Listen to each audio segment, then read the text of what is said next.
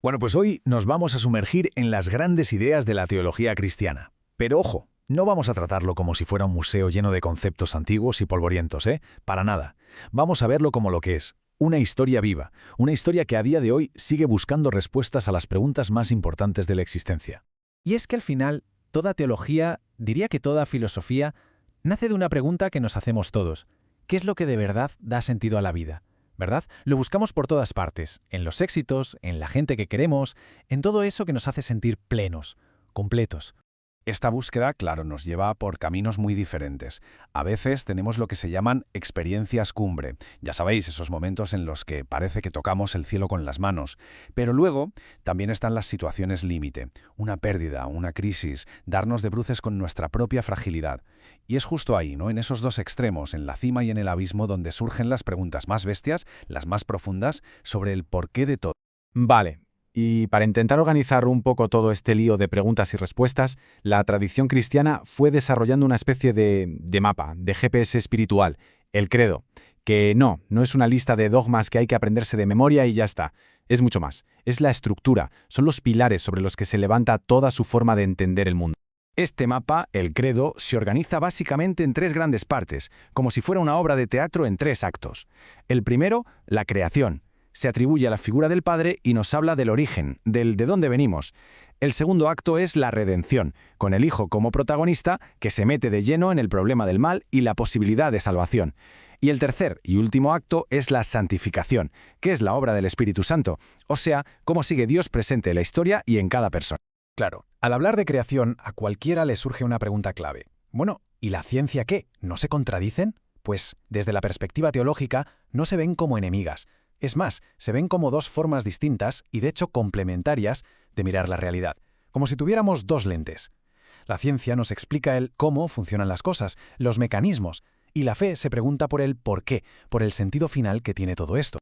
Y si nos metemos en el corazón del segundo pilar, el de la redención, nos topamos con la idea más, yo diría que más radical y única del cristianismo, la encarnación. A ver, la creencia de que Dios no se queda por ahí arriba, a distancia, sino que toma una naturaleza humana, completa, en una persona de carne y hueso, Jesús de Nazaret. El Evangelio de Juan tiene una frase que lo resume de una forma, potentísima.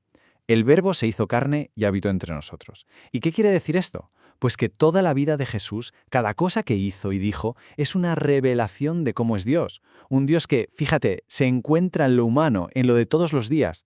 Y todo eso, en sí mismo, es un acto de redención. Y con esto llegamos al tercer pilar. Vale, ¿y ahora qué?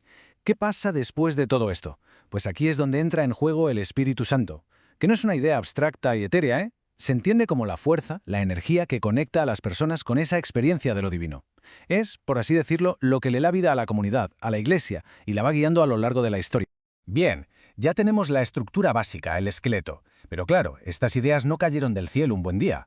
Son el resultado de una evolución larguísima, de siglos y siglos. Así que vamos a hacer un viaje rápido para ver cómo ha ido cambiando la forma de entender todo esto. Y es que es un viaje alucinante, de verdad. Fijaos, se pasa de un Dios de los padres, que era casi un Dios familiar, tribal, a un Dios que libera a todo un pueblo de la esclavitud, con Moisés. Luego, con el trauma del exilio en Babilonia, este Dios se revela ya no solo como el Dios de un pueblo, sino como el creador de todo el universo. Y de ahí damos un salto de siglos a los grandes concilios, como el de Nicea, donde se discute con una precisión filosófica increíble sobre quién es el Hijo. Y más tarde a gigantes como Tomás de Aquino, que básicamente construyen auténticas catedrales de pensamiento para ordenarlo todo. Y aquí viene algo que a mí me parece fascinante. No hay una sola foto de Jesús, hay 4. El Nuevo Testamento nos da 4 biografías teológicas, cada una con su propio enfoque. Por ejemplo, Marcos lo pinta como un profeta casi apocalíptico, que anuncia un cambio radical ya mismo. Mateo, que escribía para un público más judío, lo presenta como un nuevo Moisés, el que trae la nueva ley.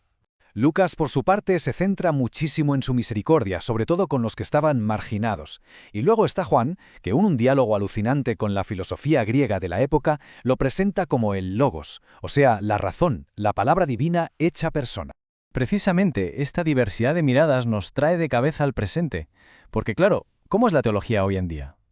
Pues yo diría que el cambio más gordo es que ha pasado de ser un monólogo a ser una conversación, un diálogo abierto con el mundo en el que vivimos. Porque esta es la clave de todo, de verdad. La teología no es un museo para guardar reliquias. Si no sirve para hoy, no sirve. Es una reflexión viva que se tiene que enfrentar a las alegrías, las esperanzas, las penas y las angustias de la gente de hoy. Y claro, este enfoque tan vivo lo cambia todo. ¿Qué significa esto en la práctica? Pues que hoy la teología habla con otras culturas, con las ciencias, con la filosofía. Busca inculturarse, o sea, encontrar la manera de expresar su mensaje con el lenguaje y los símbolos de cada sitio. Ha pasado de la cultura del anatema, de la condena, a una cultura del encuentro. Y se mete de lleno en los grandes debates de nuestro tiempo, la ecología, la justicia social, los derechos humanos. Todo esto ha hecho que la teología, por así decirlo, se haya vuelto policéntrica. Ya no hay un solo centro que dicta cómo pensar. Ahora, en cada región el foco se pone en lo que más surge allí. Por ejemplo, en América Latina el gran tema es la liberación. En África la inculturación es clave. En Asia es fundamental el diálogo con las grandes religiones orientales. Porque las preguntas no son las mismas en todas partes y las respuestas tampoco pueden ser. Y con todo esto llegamos al punto final. Y para mí quizás es el más importante. Después de todo este viaje por el mundo de las ideas, la teología de hoy insiste en una cosa. Creer no es solo pensar, es, por encima de todo, experimentar. Así que, al final, la cosa va de que creer es mucho más que aceptar una lista de ideas. Es, en realidad, un acto de descubrimiento. Se trata de encontrar una presencia divina, algo que le da sentido a todo. Y ese descubrimiento empieza, curiosamente, no en el aislamiento, sino en la cara del otro. Porque en la relación con los demás es donde a menudo aparece algo que nos trasciende. También se encuentra en el viaje que se hace en comunidad, ¿no? Como una especie de peregrinación que hacemos todos juntos. Y por último, se trata de ser capaces de descubrir esa misma presencia en el tejido del propio mundo, para que así la creación entera se convierta en un lugar de encuentro. Así que para terminar, ahí va una pregunta para darle vueltas. ¿Y si la fe al final no es un conjunto de respuestas cerradas y aprendidas, sino más bien una forma de caminar? Una manera de estar en el mundo, simplemente. Con esperanza, con los ojos abiertos al misterio y sobre todo comprometidos con los demás.